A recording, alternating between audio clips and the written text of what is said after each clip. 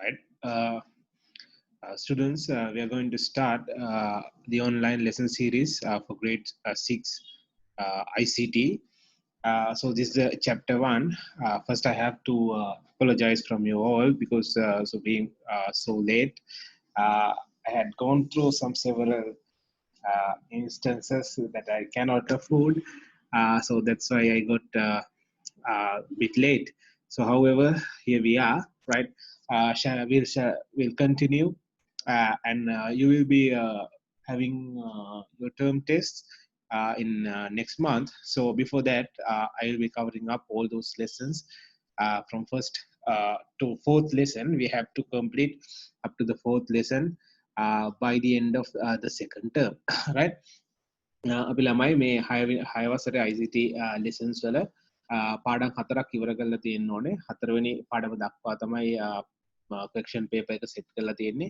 ඒ දක්වා සියලුම lessons වලට අදාළව ඔයගොල්ලන්ට video series එකක් අපි release කරනවා. ඒක LMS එක through හරි එහෙම නැත්නම් මොකක් හරි online method එකකින් ඔයගොල්ලන්ට ඒක බලන්න පුළුවන්. ඒ වගේම මම request කරනවා හැමෝගෙම ඒ ලෙසන් එක සම්පූර්ණයෙන්ම ඉවර වෙනකම් බලන්න. ඒ පොඩි වෙලාවයි තියෙන ළමයි. සාමාන්‍යයෙන් පැය භාගයක් වගේ තියෙන්නේ. ඒ කොටස බලලා ඉවර වෙලා ඒ අවශ්‍ය දේවල් ටික ඔයගොල්ලන්ට ස්ටඩි කරලා තියාගන්න පුළුවන්. right? ඒ වගේම ඔයගොල්ලන්ට මොන හරි questions තියෙනවා නම් ඒවා මට මගේ WhatsApp messages හරහා දාන්න පුළුවන්. එතකොට ඒවලට මට reply කිරීමේ හැකියාව තියෙනවා. right? So if you have any questions, you can send me as a WhatsApp message. Or you can contact your grade supervisor, right? Through the supervisor, you can send me your questions, right? So this is the first lesson. It is about importance of computers, right? Importance of computers. Computers අවශ්‍ය වෙන්නේ මොකක්ද කියන එක තමයි මේ first chapter එකේ තියෙන්නේ, right? හරි. So this is the content of the chapter 1, which means after studying this lesson, you should be able to answer questions given from any of these topics, right? So that's what the content means. After studying this lesson, you should be able to answer questions from any of these topics. Okay, so the first one is functions of a computer. That means what's computer is going to be do, right? Computers මොනවාද කරන්නේ, computer එකකින් බලාපොරොත්තු වෙන්න පුළුවන් මොනවාද, right?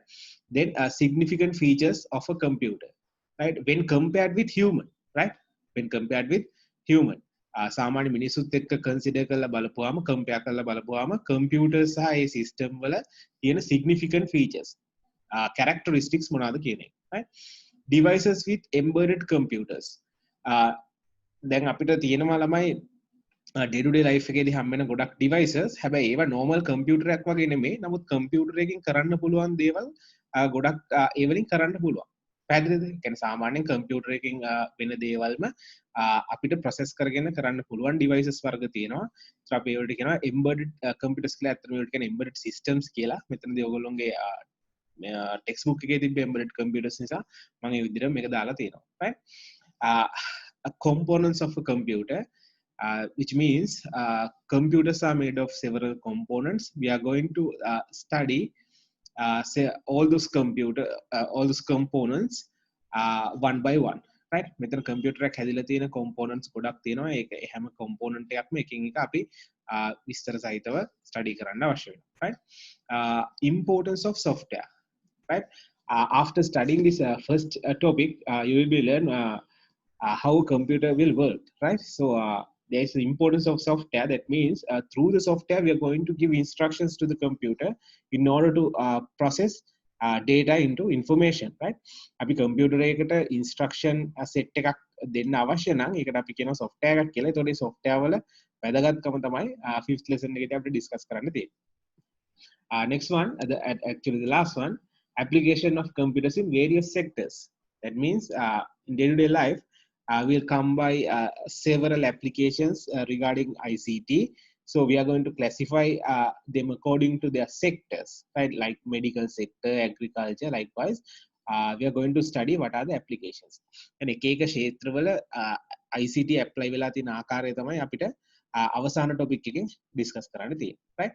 Okay, let's jump to the first topic, right? Okay, what is a computer? and computer එකක් කියන්නේ මොකක්ද කියන එක තමයි මේකෙදි ඉගෙන ගන්න තියෙන්නේ, right? A computer is an electronic device. Computer is an electronic device means it works with electricity, electrical power, right? A computer is an electronic device which takes data as input, process them, and store or output information according to the instruction given by the user, right? So there are several points that you have to remember. A computer is an electronic device, we already know that, and it takes data as input, right? Normally it takes data as input. It requests data from the user, the one who is using the computer. After data input by the user, the computer will process them according to the instructions given by the user. So the instruction also should be given by the user. That means user should tell computer how to process this one, right? What he wants, right? Okay, then according to that instruction, computer will be processed them, and they are going to store. The output will be stored, or the output will be displayed. So that's what a computer is. According to your level, you can define a computer like this, right? Okay. Computer එකක් කියන්නේ ළමයි එතකොට ඒකේ බලාපොරොත්තු වෙන්නේ user කෙනකින් computer පාවිච්චි කරන කෙනාගෙන් input එකක් කම්පියුටරට මොන හරි ලබා දෙන්න ඕනේ. ඒ ලබා දෙන දේ අපි data කියලා කියනවා. ඒ data එක කම්පියුටරේ process කරනවා යූසර් විසින් දෙන instruction වලින්.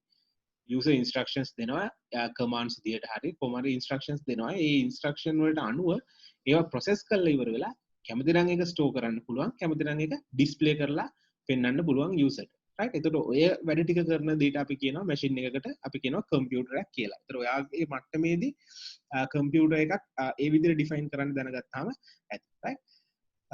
You may have already seen different sizes of computers from different brands as well. එකෙන් ළමයි ඔයගොල්ලෝ ගොඩක් කලාට computers එක එක sizes වලින් දැකලා තියෙනවා. ඒ වගේ මේක එක brands වලින් දැකලා තියෙනවා.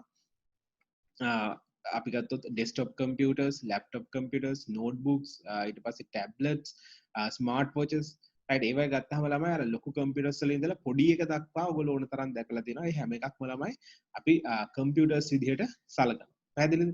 right? So this is not the exact classification, right? This is not the exact classification of computers. You will be learning the exact classification in future grades. However, you have to remember computers are in different sizes, right? So the basic functions of a computer are, there are three basic functions. So it takes input, and it processes them and output, right? It takes input, it processes them, and it delivers an output, right? So we have missed storing here because according to the basic functions, storing will not be taken as a basic function, right? So it is an auxiliary or secondary function. So these three are the basic functions, right? So normally we call it as entering data. User will enter data, and the computer will process them according to the instruction given by the user, and the output will be delivered or it will be stored, right? So the basic functions are input, it taking inputs, process them, and delivering the output, right? So that is the function of a computer, right? Okay, the second one, second topic, significant features of a computer when compared with human, right? සාමාන්‍ය මිනිස්සුත් එක්ක consider කරලා compare කරලා බලපුවාම computers වල තියෙන significant features, ඒ කියන්නේ වැදගත් ලක්ෂණ මොනවද කියන එක තමයි මේ ලෙසන් එකේදී ඔයගොල්ලන්ට ඉගෙන ගන්න තියෙන්නේ, right? When compared to human, computers have numerous advantages due to their significant characteristics over human, right? ඒක අපි කොහොමද දන්නව ළමයි? ගොඩක් වෙලාවට අපි කම්පියුටර්ස් පාවිච්චි කරන්නේ අපිට මොන හරි වැඩ ලේසි කරගන්න. පැහැදිලිද? අපිට කරන්න පුළුවන් වැඩ වුණත් අපි කම්පියුටරේට දීලා ඒව කරවගන්නේ කම්පියුටරෙන් අපිට ගොඩක් ඇඩ්වාන්ටේජස් තියෙන නිසා, right? So some of them are as follows, right? Not all of them are, some of them, right? Speed and efficiency, right? Speed and efficiency, right? Speed means වේගය, efficiency means කාර්යක්ෂමතාව, right? Then the accuracy, right? How far the computers are accurate, right? කොච්චර දුරට නිවැරදිද? වැරදි උත්තර දෙන්නේ නැද්ද, right? Reliability, විශ්වාසනීයත්වය, කොච්චර දුරට අපිට කම්පියුටරයක් මත reliable වෙන්න පුළුවන්ද? විශ්වාසය තියන්න පුළුවන්ද කියන එක. ඊළඟට consistency in the sense the same output will be delivered when the same inputs are given. එකම input එක දුන්නාම හැමතිස්සෙම සමාන output එකක් දෙන්න ඕනේ, වෙනස් කරන්න බෑ, right? Then the storage capacity. Here we are measuring about the storage capacity, which means the logical capacity, not the physical capacity, right? It is logical capacity. We'll learn what is logical capacity at that point, right? And the cost in the sense मूल्यමය ප්‍රමාණය කොච්චර සල්ලි වියදම් වෙනවද කියන cost එක, right? And intelligence බුද්ධිමත් බව, right? So these are the factors that we are going to look at when compared with human and the computers, right? Okay, the first one, speed and efficiency. Speed and efficiency, right? Computers can finish any given task within a very short time. Therefore they are very faster than human, right? Computer එකකට සාමාන්‍යයෙන් පුළුවන් ඕනම වැඩක් ඉතා කෙටි කාලයකදී සාර්ථකව කරලා ඉවර කරන්න. සාමාන්‍ය human beings ලා ගත්තොත් එහෙම ළමයි ටිකක් වැඩිපුර වෙලාවක් යනවා ඕනෑම දෙයක් කරන්න. ඒක මිනිසුන්ගේ habit එකක්, right? Another thing is computers can work for a prolonged period without reducing its speed, right? මේක ඉතා වැදගත් කාරණයක් ළමයි. ඒ කියන්නේ කම්පියුටර් එකක් අපි හිතන්න පැයක් වැඩ කරත්, පැය දෙකක් වැඩ කරත්, පැය 24ම වැඩ කරත් එයාට එකම ස්පීඩ් එකෙන් වැඩ කරගෙන යන්න පුළුවන්. පැහැදිලිද? පොඩි අඩු වැඩි වීම තියෙන්න පුළුවන්, right? ඒ වුණාට එකම ස්පීඩ් එකෙන් එයාට constant ස්පීඩ් එකකින් වැඩ කරගෙන යන්න හැකියාව තියෙනවා. නමුත් මිනිස්සු ගන්න දැන් අපි ගත්තොත් ළමයි මොකක් හරි වැඩක් පටන් ගන්නකොට අපි හරිම උද්‍යෝගීමත්ව ඒ වැඩේ පටන් ගන්නවා. හැබැයි ටික වෙලාවක් යනකොට ළමයි අපේ ස්පීඩ් එක gradually decrease වෙනවා, right? gradually decrease වෙනවා. හරි ටික වෙලාවක් කරනකොට අපිට පැයක් දෙකක් දැන් පාඩම් කරනවා කියලා හිතන්න. ඒතර පැයක් දෙකක් උඩරින් පාඩම් කරනකොට මොකද වෙන්නේ? ටිකක් වෙලා යනකොට මේ වැඩේ ටිකක් කරන එක වේගය අඩු වෙගෙන යනවා. ගිහිලා සමහර වෙලාවට ඒක නතරම වෙන තත්ත්වයට එනවා. හැබැයි කම්පියුටර්ස් එහෙම නෑ ළමයි. ඒගොල්ලෝ ස්පීඩ් එක ඉලෙක්ට්‍රිසිටි පවර් එක දීලා තියෙන ඕනම වෙලාවක ඒගොල්ලෝ එක දිගට වැඩ කරගෙන යනවා ස්පීඩ් එක රිඩියුස් කරගන්න නැතුව. එතකොට මෙන්න මේ ෆැක්ටර්ස් දෙක ස්පීඩ් එක සහ එෆිෂියන්සි එක. ස්පීඩ් එක කියලා කියන්නේ ෂෝට් ටයිම් පීරියඩ් එකකදී යාට වැඩ ඉවර කරලා පෙන්වන්න පුළුවන් මිනිසුන්ට වැඩි. ඊළඟට එෆිෂියන්සි එක කියලා කියන්නේ එයාට ප්‍රෝලොංග් පීරියඩ් එකක් එක දිගට වැඩ කරන්න පුළුවන් ස්පීඩ් එක රිඩියුස් කරගන්න නැතුව. Right. Do you know the speed of a processor of a modern computer, right? Here we are mentioning a modern computer is measured in gigahertz, right? Normal computer එක modern computer එකක speed එක computer එකක processor එකේ speed එක ගත්තොත් එimhe ඒක measure කරන්නේ gigahertz කියන unit එකෙන්. හරිද? gigahertz කියන unit එකෙන්. That means it can perform billions of tasks or instructions in a second. තප්පරයක් ඇතුළත තප්පරයක් වෙන කුඩා කාලයක් ඇතුළත instructions බිලියනයක් විතර එයාට perform කරන්න පුළුවන්. බිලියන් මට්ටමින් perform කරන්න පුළුවන්. බිලියන 1ක් 2ක් 3ක් ඔය ආකාරයේ එයාට වේගෙන් instructions execute කරන්න පුළුවන්. පැහැදිලිද? අන්න ඒක නිසා ළමයි මේ processor technology එක නිසා තමයි සාමාන්‍ය මිනිසුන්ට වඩා වැඩි වේගයකින් මේ computers වලට වැඩ කරලා පෙන්වන්න පුළුවන් වෙලා තියෙන්නේ. හරි? ඒතකොට අපි ගත්තාම speed එක සහ efficiency එක අතින් computers ගොඩක් ඉස්සරහින් ඉන්නවා. Right? Computers are far better in speed and efficiency than human beings. Right? Right. Next one, it is accuracy. Accuracy means how far the output is correct. How far the output is correct. කොච්චර දුරට output එක හරිද වැරදිද අපි බලාපොරොත්තු වෙන ආකාරයට තියෙනවද නැද්ද කියන එක තමයි accuracy එක කියලා කියන්නේ. It can provide correct information when correct instructions and data are given. Right? ඒ කියන්නේ එයා correct information එකක් අපිට produce කරලා දෙනවා, process කරලා දෙනවා. කොයි වෙලාවටද? when correct instructions and data are given. එයාට හරි instructions සහ data දුන්නාම එයා හරියට වැඩේ කරලා පෙන්නනවා කියන එක තමයි කියන්නේ. කියන්නේ computers වල accuracy එක හරියටම තියෙනවා. user හරි instructions දීලා තියෙනවා. හරි? Right. For an example, when a certain mathematics problem is done by human, there is a possibility of getting an incorrect answer. මේක ඔයගොල්ලෝ experience කරලා තියෙන දෙයක්. ගොඩක් හොඳට ගණන් හදන ළමයි පවා සමහර වෙලාවට ගණන් වරද්ද ගන්නවා. ඒකම තමයි. right? එහෙම වැරදුනා කියලා ළමයි නැවතින්න දෙයක් නැහැ. දිගටම ප්‍රැක්ටිස් කරන්න තියෙන. ඒතර වැරදින ගතිය අපිට අඩු කරගන්න පුළුවන්. right? But if we perform the same problem using a computer, it will give the correct answer unless incorrect instructions are given. අපි වැරදි instructions දීලා නැත්නම් එයා හැමතිස්සෙම ඒ ගානේ හරි විදිහට simplify කරලා අපිට උත්තරේ දෙනවා.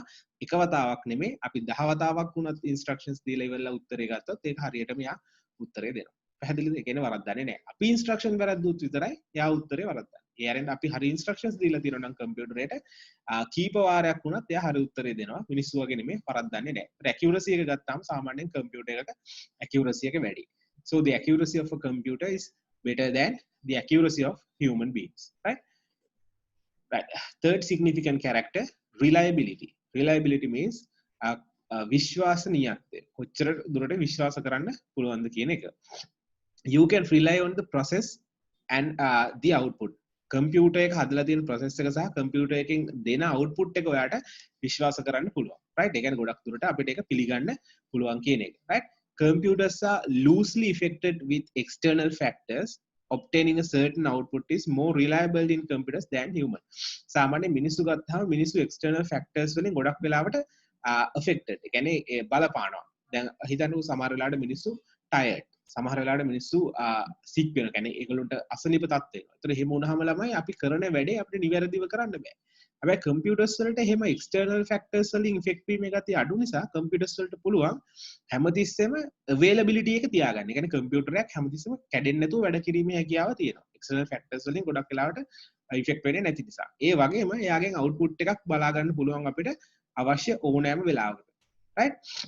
එතකොට අපිට එයා ගැන විශ්වාසය තියන්න පුළුවන්. right? ඒකට හොඳ example එකක් මම කියන්න. සාමාන්‍යයෙන් අපි ගත්තොත් එහෙම ගොඩක් වෙලාවට ඕනම government activity එකකදී අපි ගත්තොත් එහෙම සාමාන්‍යයෙන් අපි හිතමු මෙහෙම criminal science investigation වගේ දේවල් වලදී ඒ වගේ වලදී computers වල අවශ්‍යතාවය ඒ වගේම ඒ වල support එක ගන්නවා මොන හරි evidence වගේ දේවල් check කරලා බලන්න. ඒ කියන්නේ ඒගොල්ලෝ ගොඩක් sensitive දේවල් වලදී උනත් reliability එක maintain කරගෙන යනවා. පැහැදිලිද? කියන්නේ computers වල reliability එක ඒගොල්ලෝ maintain ඒ කියන්නේ ඒගොල්ලෝ විශ්වාස කරනවා computers ගොඩක් reliable කියලා. ඒක නිසා ඒ facts මත ඒගොල්ලෝ depend වෙලා ඒගොල්ලන්ට අවශ්‍ය decisions make කරනවා. right? එතකොට human beings ලාට වැඩිය ගොඩක් වෙලාවට computers ගත්තාම reliability එකෙන් ගොඩක් වැඩි. right? reliability කියන්නේ ගොඩක් විශ්වාස කරන්න පුළුවන් computers වලින් දෙන output එක. right? Next one, consistency. You can rely on the process and the output. Same thing. Computers are loosely affected with external factors. Therefore, obtaining certain output is more reliable in computers than human. දැන් අපි ගත්තොත් එහෙම ළමයි consistency කියලා කියන්නේ එකම output එක අපිට නැවත නැවත ගන්නකොට ඒ output එක වරද්දන්න නැතුව ඒ විදිහටම දෙන්න පුළුවන්. right? දැන් මෙතන මේ දීලා තියෙන දැන් අපි ගමු දැන් කෙනෙක් චිත්‍රයක් අඳිනවා කියලා. අපි කවුරු හරි human being කෙනෙක් චිත්‍රයක් අඳිනවා. right? drawing එකක් කරනවා. එතකොට ඒ drawing එක එකම drawing එක දෙපාරක් තුන් පාරක් කරොත් සමහර වෙලාවට ඒවල පොඩි පොඩි වෙනස්කම් තියෙන්න පුළුවන්. right? පොඩි පොඩි වෙනස්කම් තියෙන්න පුළුවන්. හරිද? හැබැයි අපි කම්පියුටර් එකකින් අපි මොකක් හරි ඒක image එකක් process කරොත් එතන වෙනස්කම් තියෙන්නේ නැහැ ළමයි. ගොඩක් වෙලාවට identical pictures තමයි අපිට ගන්න පුළුවන්. right? So the consistency is when a certain for an example, right? Take that a human being is drawing a certain image, right? So if we take 3 times, if we draw it 3 times, there will be several differences between the images drawn in those 3 times, right? If the same image has been processed by a computer, those 3 images will be identical, which means computers always produce the same output when the same instructions are given. But human beings are unable to do so because that is the nature of human beings. That means they cannot produce the same output in same conditions, right? So the consistency of a computer is far better than human beings. They can produce same output in different instances when the same inputs are given, right? So that is the meaning of consistency, right? Okay, then the storage capacity. I told you that yeah, when it comes to storage capacity, we are considering about the logical space. So what is the difference between logical space and physical space? Physical things we can touch, logical things we cannot touch, but we can identify those things, right? Consider these 2 pictures, this man carrying a pile of files and this man carrying the just a floppy disk and a hard disk, let's say, right? So the same data in these documents, we can save them in a very small space like a floppy disk or a hard disk, right? So the storage capacity of a computer is very high, the logical space, but its physical space, the physical space that it occupies is very low, right? The computer එකක් ගත්තාම ළමයි ඔකේ physical space එක කොච්චර ඉඩ ප්‍රමාණයක් යනවද කියන එක ගත්තොත් ඒකේ logical space එක ඊටාම වැඩි. හිතන්න මෙන්න මේ file set එකේ තියෙන සියලුම data set එක අපිට පුළුවන් මේ වගේ පොඩි device එකක store කරන්න. digital විදියට. right? එහෙම ගත්තාම සාමාන්‍යයෙන් computer එක storage capacity එක ඊටාම වැඩි පොඩි ඉඩක යාට පුළුවන් වැඩිපුර data ටිකක් store කරලා තියන්න. හරි. It can store large amount of data in a small physical space, right? It can obtain them at any given time for any process. ඒ කියන්නේ ඕනෑම වෙලාවක ඒකෙන් ටක් ගාලා අපිට information ගන්නත් පුළුවන්, ඒකට information store කරන්නත් පුළුවන්. පැහැදිලි? Right. Quick time එකේ. Right? Imagine how websites such as YouTube, Facebook store large amount of data using computers. දැන් ඔයගොල්ලන්ට හිතා ගන්න පුළුවන් ළමයි සාමාන්‍යයෙන් computers දැන් මේ වගේ sites ගත්තාම YouTube එක කියන්නේ ඊටම දැනට ලෝකේ තියෙන හොඳම ඒ කියන්නේ tube මේක collection එක video collection එක තියෙන website එකක්. ඒ වගේම Facebook වගේ එකක් Instagram එකක් වගේ ගත්තොත් එහෙම ඒවල නිතර data එහා මෙයා කියන්නේ නිතර data හොමාරු වෙනවා. ඒතර ඒ වගේ එක data store කරලා තියෙනවා කියන්නේ ඊටම ලොකු capacity එකක් අවශ්‍ය වෙනවා. හැබැයි ළමයි ඒවා පොඩි physical space එකක තමයි ඔක්කොම තියලා තියෙන්නේ. ඒකට හේතුව hard disk එකක් එහෙම නැත්නම් මේ storage devices ගත්තාම ඒ වෙලාව size එක පොඩි හැබැයි store කරන්න පුළුවන් ප්‍රමාණය වැඩි. ඒකයි අපි කියන්නේ storage capacity එක වැඩි කියලා. පැහැදිලි? Right. So the storage capacity of a computer, the logical space capacity or the logical capacity is much higher than a physical space that is occupied by these documents or data. Right? Okay. Then the cost. Right? The cost in the sense that means the finance. Okay, right. The initial cost that should be spent on a computer is quite expensive, we know that, but the maintenance cost is comparatively lower. Again අපි computer එකක් ගන්නකොට computer එකට වියදම් කරන්න වෙන මූලික පිරිවැය ටිකක් වැඩි. ඒ කියන්නේ වැඩිපුර සල්ලි ටිකක් මුලදී දෙන්න වෙනවා. ඒ කොහොම වුණත් ළමයි ටික කාලයක් යනකොට කම්පියුටර් එක මේන්ටේන් කරගෙන යන්න අපිට එච්චර කොස්ට් එකක් අවශ්‍ය වෙන්නේ නැහැ. දැන් ඔයගොල්ලෝ කම්පියුටර්ස් පාවිච්චි කරනවානේ. මේ කම්පියුටර්ස් පාවිච්චි කරනකොට දැන් අවුරුදු 2-3ක් පාවිච්චි කරන්න පුළුවන් කිසිම ගැටලුවක් වෙන්නේ නැතුව. සාමාන්‍ය හાર્ඩ්ලි තමයි අපිට ඒක හම්බෙන්නේ ගොඩක් වෙලාවට රිපෙයාර් එකක් කරන්න. පැහැදිලිද? ඒකත් අවුරුදු 4-5ක් හොඳට පාවිච්චි කරාට පස්සේ. right? ඒක පාවිච්චි කරන කෙනා මත ඩිපෙන්ඩ් වෙනවා හැබැයි. right? But if we use human labor instead of computers, we need more men. right? එකන අපි කම්පියුටර්ස් වලින් කරගන්න තියෙන වැඩ ටික මිනිස්සු පාවිච්චි කරලා කරනවා නම් මිනිස්සු ගොඩක් අවශ්‍ය වෙනවා. ඒකට හේතුව මිනිස්සු හිමින් වැඩ කරන්නේ, ඒ වගේම efficiency එක අඩුයි. ඒ වගේ දේවල් නිසා ගොඩක් මිනිස්සු අවශ්‍ය වෙනවා. ගොඩක් මිනිස්සු අවශ්‍ය වෙනවා කියලා කියන්නේ අපි ඒගොල්ලන්ට ගොඩක් සල්ලි වියදම් කරන්න වෙනවා. ඒගොල්ලන්ට wages ගෙවන්න, ඒගොල්ලන්ට salary pay කරන්න අපි ත්‍රිපුර සල්ලි වියදම් කරන්න වෙනවා. ඒ කියන්නේ කම්පියුටර් එක මේ primary expensive එකට වඩා primary cost එකට වඩා මේගොල්ලන්ට ගෙවන්න යන wages ගන්න salaries ප්‍රමාණය වැඩි නිසා අපි සාමාන්‍ය මිනිස්සු පාවිච්චි කරන එක පොඩ්ඩක් අපිට disadvantage එකක් වෙනවා. right? So it will cost a lot of money to pay wages and it has to pay periodically as well. ඒ කියන්නේ periodically කියන්නේ කාලෙන් කාලට ඒගොල්ලන්ට ගෙවනවා. අපි ගත්තොත් මාසෙන් මාසෙට ඒගොල්ලන්ට සල්ලි ගෙවන්න වෙනවා. කම්පියුටර් එකට මාසෙන් මාසෙට අපිට මේන්ටේනන්ස් කරන්න එන්නේ නැහැ. ඒක නිසා ඒක එච්චර ගැටලුවක් වෙන්නේ නැහැ. හරි? So therefore computers are very cost effective. ඒ කියන්නේ ගොඩක් cost එක අතින් හොඳයි computers ගත්තාම මිනිස්සුන්ට වැඩි. right? Next one, the last one, intelligence. Right? This is the only point that human beings are better than computers. Right? And that means when it comes to intelligence battle, humans are far better than computers as they can make decisions independently and instantaneously. That means computers cannot make decisions. That means their own decisions. Right? So they are going to work according to the instructions given by the user. They are depending on the instructions. They are depending on the instructions given by the user. So they cannot make their own decisions. Right? So however, in the modern computing, there are artificial intelligence systems, emotional computing, effective computing. In those areas, small technologies has been developed, but when it comes to human, the imaginary and the intelligence is far better than human computers. So the intelligence is the only point that human beings are better than computers. However, nowadays intelligence, that means human beings are trying to facilitate computers with artificial intelligence. That means they're trying to make computers think. Right? කියන්නේ ඒගොල්ලෝ මිනිස්සු උත්සාහ කරනවා computers වලට හිතන්න පුරුදු කරන්න. ඒකත් algorithms වගේ දේවල් create කරලා ටෙක්නොලොජි එක පාවිච්චි කරලා තමයි එහෙම කරන්නේ. දැන් ඔයගොල්ලන්ට උත්තම උදාහරණයක් විදිහට දැන් මේ දවස්වල ඔය COVID-19 වල ප්‍රශ්න නිසා අපි දැක්ක ලංකාවෙත් ගොඩක් කට්ටිය හදලා තිබ්බා robots ලා. අපි ඒගොල්ලන්ට කියන්නේ social robots කියලා. එතකොට ඒගොල්ලෝ සාමාන්‍ය patient ලා ගාවට ගිහිල්ලා ඒගොල්ලොත් එක්ක කතා බහ කරලා ඒගොල්ලෝගේ ඉමෝෂන්ස් වලට අනුව ඒගොල්ලෝ රියැක්ට් කරනවා. ඒ කියන්නේ ඒගොල්ලන්ට ඉන්ඩිපෙන්ඩන්ට්ලි ඩිසිෂන්ස් ගන්න පුළුවන්. රයිට්? මට්ටමට හදලා තියෙනවා. හැබැයි ඒකත් ළමයි ලිමිටඩ්. දැන් මිනිසුන්ට වගේ හැමතිස්සෙම ගොඩක් දුරට හිතලා ඩිසිෂන්ස් මේක් කරන්න බෑ.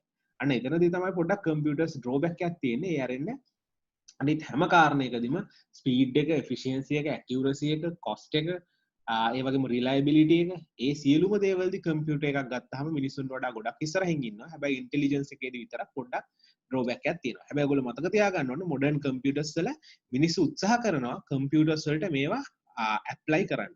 කියන්නේ ආටිෆිෂල් ඉන්ටෙලිජන්ස්, නියුරල් කම්පියුටිං වගේ දේවල් මේවා මේ දැනට ඔයගොල්ලෝ වැඩි අවශ්‍ය නැහැ දැනගන්න. නමුත් ටිකක් O level මට්ටමට වගේ ආපුවම මේවා ඔයගොල්ලන්ට තනියම ස්ටඩි කරලා යම් අදහසක් ගන්න පුළුවන්. Right? So that is the end of significant features of a computer. That means the second topic, right? Okay. So the third one is devices with embedded computers or embedded systems, right? So let's check what is an embedded system is. An embedded system is a microprocessor based computer. uh, Excuse me, an embedded system is a microprocessor based computer hardware system with software that is designed to perform a dedicated function, right? What is it? Dedicated function, right? When it comes to computers, they are very versatile. That means they can do several things, right? You can play a movie, you can play audio, that means a song, you can type letters, you can paint, right? You can do several things, you can play games, you can do several things with a normal computer, right? So it consists of microprocessors, input devices, output devices, right?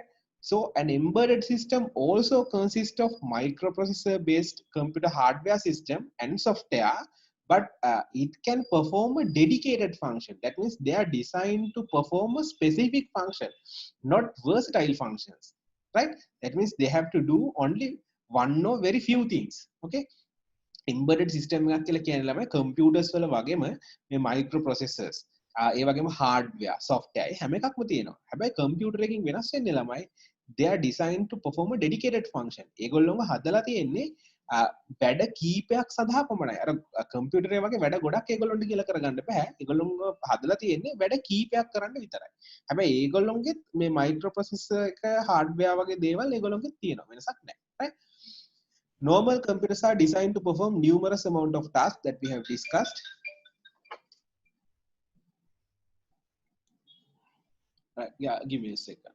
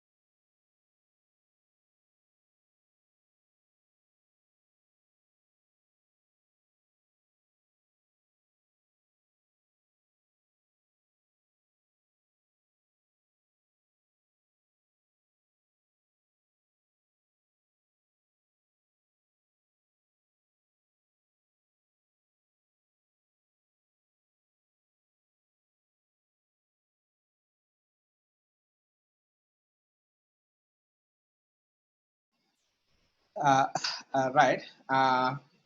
Then where can embedded systems found? Embedded systems අපිට කොහෙද බලා ගන්න පුළුවන්? Embedded systems can be found in many modern electronic devices such as washing machines, car controlling systems, smartphones, smart televisions, right? So these are the places we can find embedded systems. So they are designed to perform specific tasks, right? Not versatile tasks, but specific tasks, right? The only difference is the hardware components, software. They are also there as a computer, but the difference is the embedded systems are designed to perform dedicated functions, one or few functions. When it comes to a computer, they are designed to perform multiple functions, right? Variety of functions. That is the difference between an embedded system and a computer system, right?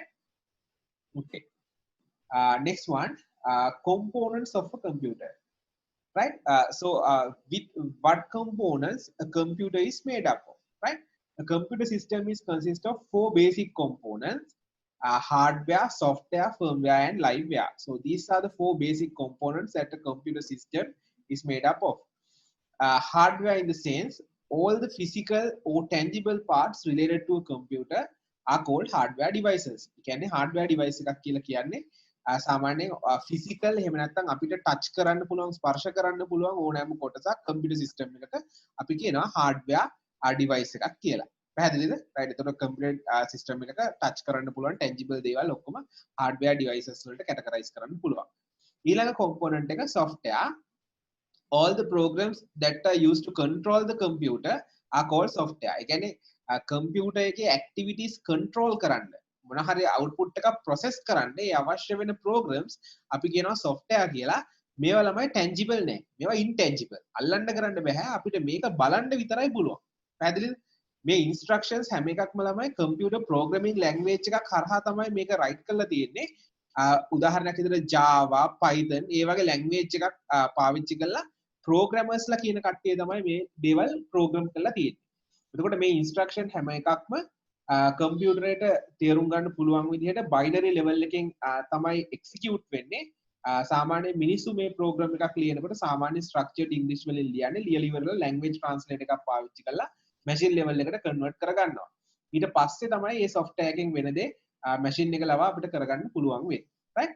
එතකොට software කියන ඒවා ගත්තාම ළමයි අපිට computer එකට install කරන්න පුළුවන් internet එකෙන් ඩවුන්ලෝඩ් කරලා එහෙම නැත්නම් පර්චේස් කරලා කොහොම හරි යූසර්ට පුළුවන් මේක ඩවුන්ලෝඩ් කරලා ඉන්ස්ටෝල් කරන්න කම්පියුටර් එකේ.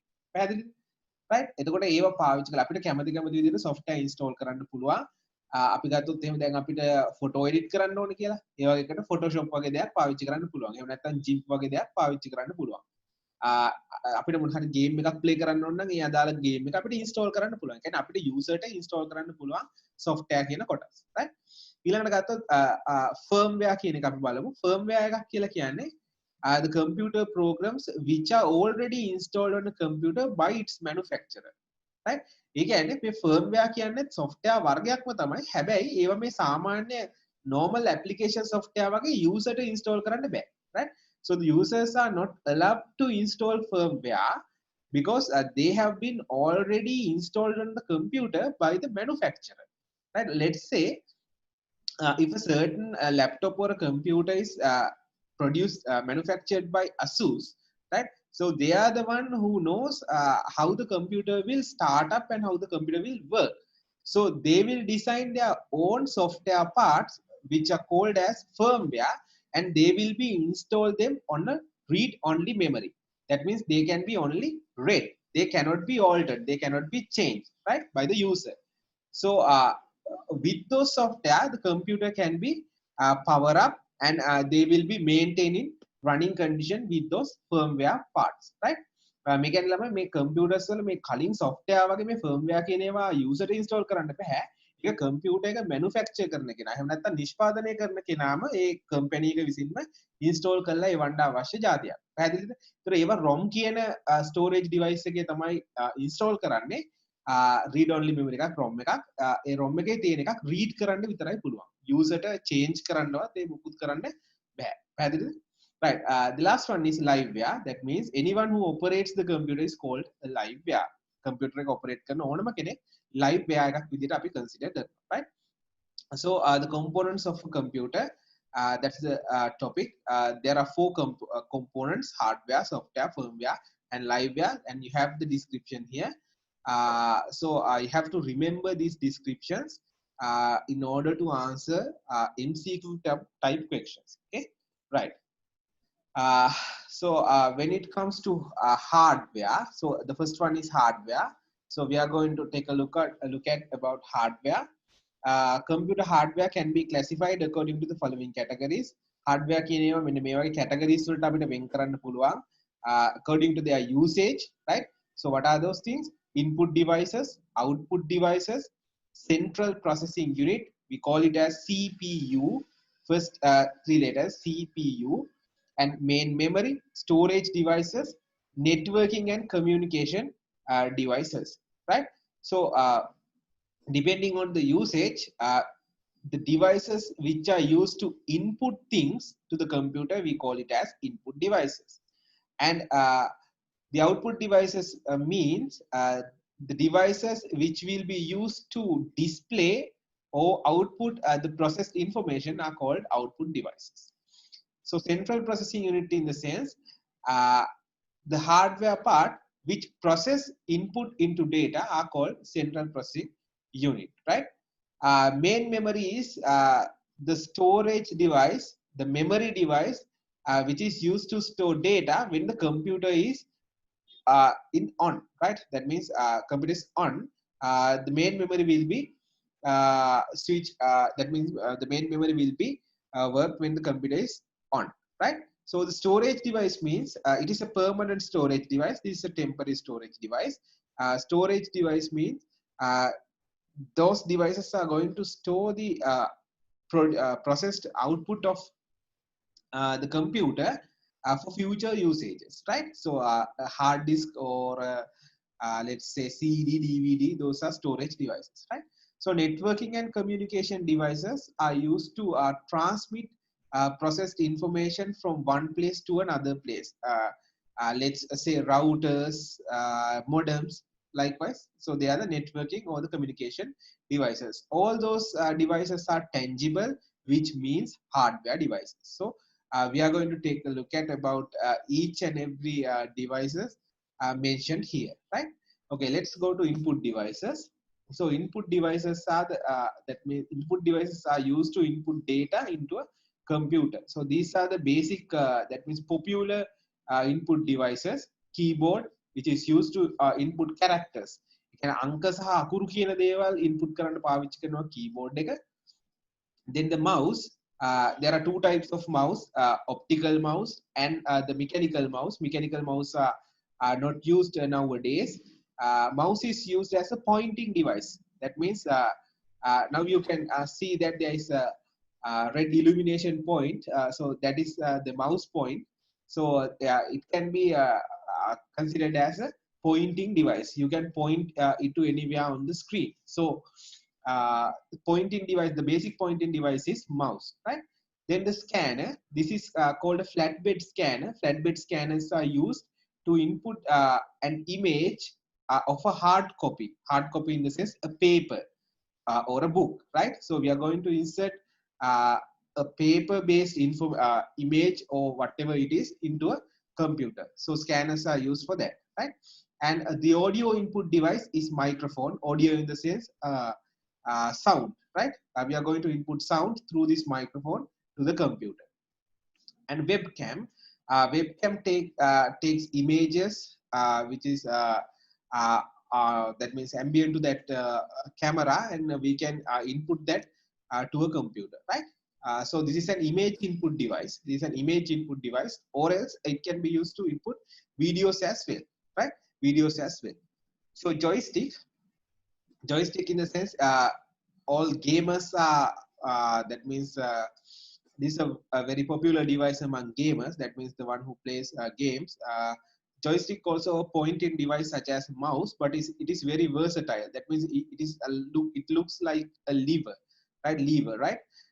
So it will be very easy to handle when you are playing a shooting game, like, right? So there are several buttons are there, so you can use those buttons as to operate features of a game than using a mouse, right? So another device is the light pen. Light pens are normally used with digitalizers. Uh, that means in the small devices, pointing devices cannot be used very quickly, very efficiently. So the light pen is a pressure sensing device.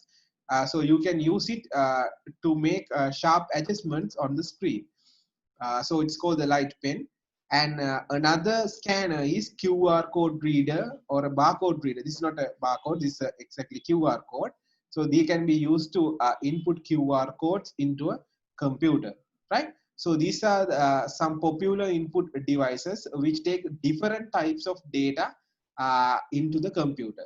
Character input, pointing device, image input, hard copy, audio input, video and image input, another pointing device, another pointing device which is used with small scale devices such as digitalizers, tablets, and this is a scanner, right? So other than these 8 input devices, there are a lot of input devices, but we are not going to focus on them. If you are interested in them, you can just Google and find information about input devices, right? Next one is output devices. Uh, Output devices here, not input devices, it should be output devices. Output devices are used to output process data into the user. Computer can output information as a hard copy, that means on a paper. They can be print them on a paper, or a soft copy. They can be displayed as an image or even as audio. They can output them as sound, right? So those are the three methods, three media that they can be output, right? uh, so monitors are used to output things as soft copy. That means to display, you cannot touch them, you cannot see, you can see them only, you cannot touch them, right? Then printers and plotters can be used. Here you can use a multimedia projector as well. Here projector is there, multimedia project. The difference is here you can take a soft copy in a small scale medium, and if you use a projector, you can take it into a larger screen, right? And the next one is hard copies. When it comes to hard copies, printers can be used to take a hard copy in a smaller scale. If you want to take a larger hard copy uh, for a paper size, let's say A note, A1 size, that means very large sizes, you can take a plotter. There are electronic plotters which will be used to produce hard copies in a large paper, right? The audio output devices are speakers and headphones. You can use headphones or other speakers in order to listen to the output audio, right? So those are the output devices. You can search about types of printers. There are two types of printers, impact and non-impact printers. They are not up to your syllabus, so we are not going to discuss it here, but if you are interested in that one, you can search it on the internet, right? So the next component is central processing unit, CPU. The central processing unit consists of three things: memory registers, control unit, and the arithmetic logic unit, the ALU. There are three things, right? So let's see where the CPU is present, right? In the system unit is the tower. We normally call it as tower, right? Tower inside the system unit, you can find the motherboard. Motherboard is the place all the devices are assembled, right? All the devices, input devices, output devices, ports are assembled on the motherboard. Inside the motherboard, you can find this chip you call the central processing unit, right? Central processing unit, right? This central processing unit is mounted on the motherboard, and the motherboard is mounted on the system unit, right? So externally, you can see only system unit. You cannot see the CPU. If you want, you have to remove this casing, and you have to take a look at on the motherboard, and you can see that in the middle, you would find the central processing unit, right? Uh, Controlling the computer and processing data according to the given instructions are done by the central processing unit. For human beings, the brain is a very important organ in human body. Likewise, the brain of the computer is the central processing unit, right? The central processing unit is located inside the system unit. It cannot be seen from outside.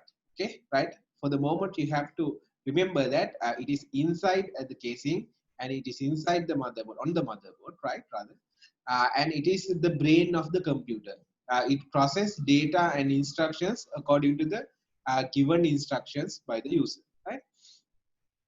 Then the main memory, I told you the memory, the word memory stands for volatile memory. Normally for volatile memory, which means these types of storage devices are working when the computer is powered on, right? Otherwise it will be not working, right?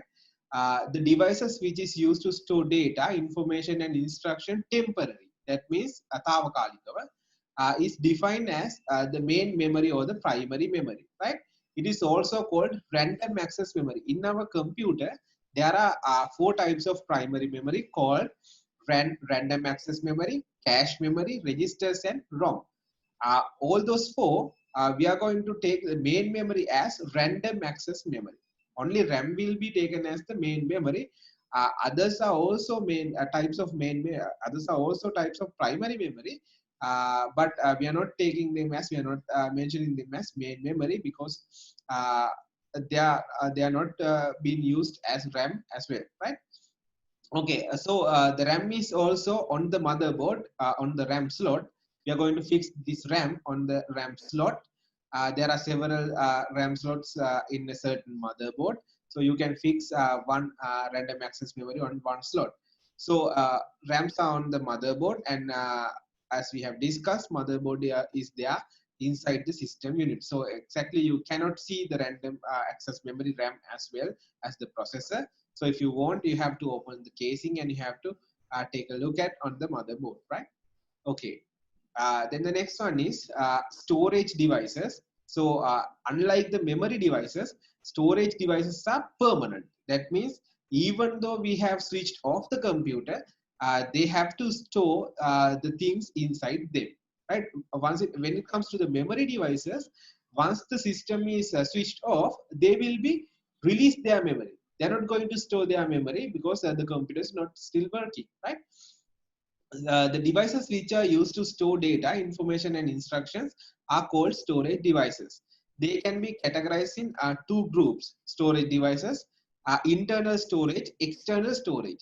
Right? Internal storage in the sense the storage devices which are placed inside the computer. Inside the computer, they are fixed into the computer. Right? The external storage are portable devices which can be connected to the computer using ports, right? Some ports or drivers, and they are not fixed to the computer, but they are portable, right?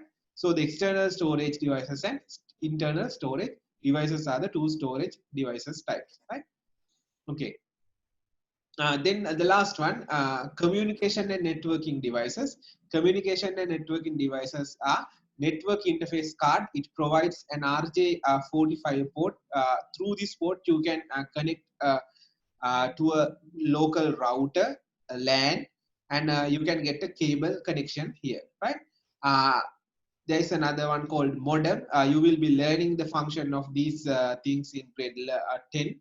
For the moment, you just try to remember the names, right? Not the functionality. Network interface card, modem, router, repeaters, all those are called as communication or networking devices, right? Right. Then the next topic, importance of software, right? A software is a set of programs designed to execute a certain task by using a computer. That means softwares are the instruction set designed by the programmers to execute a certain task, right? Let's say if you want to write a letter using a computer, create a letter using a computer, there is a certain program called word processing program. Normally we call it as Word. That means in the Word program, application program, there are instructions which will be executed to perform letter writing, right? That means preparing documents. They cannot be used to perform such as a painting or let's say a game. they can be used to do that, right? They can be used to do only that means a word processing application, such as writing a letter or designing that invitation card likewise. Okay, right. Each and every program is used, each and every program is used uh, to do a certain task. Okay, right. We can identify two categories of software according to the task assigned to them. According to the task assigned to them, we can be identified as system software and application software. System software are the software types which is used to make the computer in running condition. That means turning the computer on and making the platform for other software to run. So the examples are operating systems. We call it as Windows usually, right? The Windows is just an example for operating system. And antivirus programs, these are utility programs. These all of these software are working to maintain the computer in a running condition, right? When it comes to application software, the second part, these application software can be downloaded from the internet, or we can purchase them using any method, right? They can be installed on a computer and before using them, right? They are used to perform a useful application such as word processing, graphic processing, etc. as decided by the user. ඒ කියන්නේ මේක user ට අවශ්‍ය විදිහට application software එක අරගෙන අපිට පුළුවන් ඒක install කරගන්න. එතකොට එහෙම install කරගත්තට පස්සේ ඒකෙන් අපිට අවශ්‍ය user ට කැමති වැඩක් කරගන්න පුළුවන්. පැහැදිලිද? එතකොට software වල අවශ්‍යතාවය තමයි ළමයි, the importance of software is uh, uh, these softwares create the instructions that is required to process data into information. Data එක information about process කරන්න අවශ්‍ය වෙන instruction එක දීලා තියෙන්නේ මේ software එක හරහා. ඒකයි software වල තියෙන වැදගත්කම. Right? Right. These are the two types that we have been discussing: operating systems, utilities, and language translators. These are not very widely used. That means not widely used. That means they are not popular as these two. Operating systems, they are used to manage the activities of a computer and helps the user to use the computer without troubles, right? Okay, utility software also called as system software, the first part, and it helps the operating system. That means it helps the operating system to optimize its task, right? This is a helper, right? Language translators are used to convert high level languages to corresponding machine code. I told you, when writing programs, it is very easy to write programs using structured English, which is very close to human languages. So, but it cannot be understood by the computer. So it has to be translated to a machine code, which will be able to understand by the computers. This translation is done by language translators. Example for language translators are compilers, interpreters, and assemblers, right? So don't worry about this one. You can skip it, but you have to remember these two, right? For system software, operating system, and utilities, right? When it comes to application software, the second one, there are numerous applications, right? We can use Word for document preparing, and we can use games, computer games. We can use graphic designing software, video editing software, photo editing software, software development interfaces, right? So you can have many, that means a vast number of application software according to users desire. So we are not going to classify it like system software, right? Okay. Right, the last one, the applications of computers in various sectors, right? In today's day-to-day work, we come across these sectors: banks, schools, factories, hospitals, agriculture sector. All of these sectors are using, and they are consuming the benefit of using ICT based systems in their sectors, right? Let's see what are the applications. When it comes to schools, computers are used instead of blackboards and books in the learning process. In our school, we use what you call that the smart board, which means that it acts like a whiteboard, but we can get the help of numerous applications than a whiteboard. So it is very interesting when the teaching using a smart board than a white, right? So students are also get not bored when using these types of interesting things. Okay, right. The other example is another example is for the administration of the school. That means not teachers, not students, the other people. That means who are working in the office, right? Computers simply work and bring effectiveness to the office work in the school system. Administration officers can use computers and computer-based systems to perform their work efficiently. That means inside the office also, these application software are used because they will make things easy, right? They will save your time. So those are the advantages. So they are going to use these things to make things happen, right? Then you can use internet and internet based things to search information using your internet facilities, right? In the sorry, at the home and at the school there will be internet facilities. You can use them not to play games but to find information, that means related to the information related to your academic work, right? Okay. Then education anywhere anytime, this is a very good example. Education anywhere anytime, that means when students are engaged in extracurricular activities, they normally misses classes, right? If one miss their classes, they can use this kind of website to follow national curriculum, right? These are good websites, you can use them. If you miss any lesson, you can use them.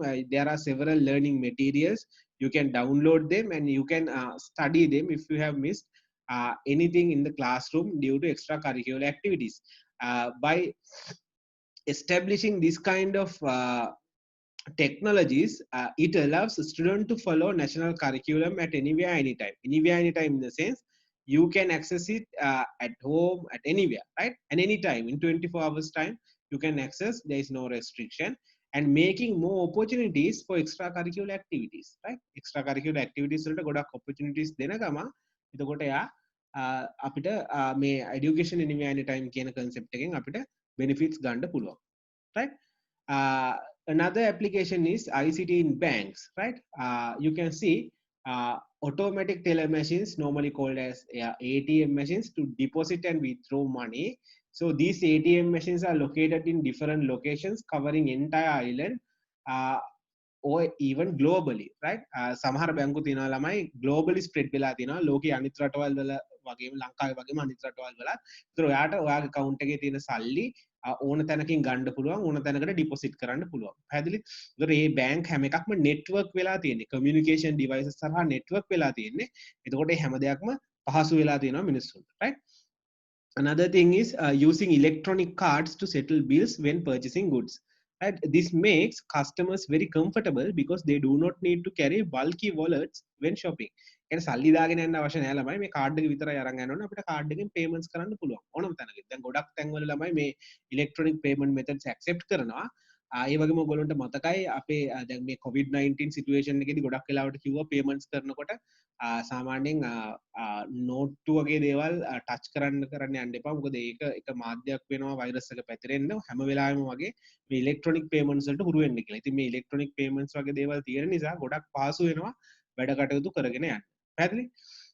ඒ වගේම අර අපිට සාමාන්‍යයෙන් අර thieves ලගෙන් වගේ අපේ සල්ලි මේව කරගන්න අපිට ඒක ආරක්ෂා කරගන්න පුළුවන්, ගැටලුවක් වෙන්නේ නැහැ. සාමාන්‍යයෙන් සල්ලි එහෙම අරන් යනවට වඩා මේ වගේ කාඩ් එකක දාලා අරන් යන එක තමයි හොඳම විදිහ, right? The next point is internet banking and mobile banking are the largest trends in banking system. That means you don't need to go to the bank to do banking activities. You can stay anywhere, and if you have the internet access and the banking application installed on your mobile phone, you can do any transaction, right? It saves your time of traveling, it saves your cost of traveling, right? So this method allows customers to use their bank in 24-hour service. Normally banks are closed by 3 p.m. and they are working on Monday to Friday. So this method allows you to use banks 24 times 7 per week, right? Okay, that means every minute of the week, right? This also avoid time wasting queues as well, right? For a businessman, the time is the most important thing. So it will be saved by these facilities, internet banking facilities. So these are the facilities that will be applied in banking sectors. Okay, right. The next one is applications of ICT in hospitals. Hospitals, we can use ICT-based things to diagnose diseases efficiently and accurately. That means normally we use machines to diagnose health-related issues because machines are accurate. We have discussed about that one in the previous topic. The second one, the computer versus human. That means computers are very accurate and efficient than human. So they can be used in health sector to identify diseases accurately and efficiently. Uh, then use of small and portable machines such as digital thermometers, pressure meters, etc.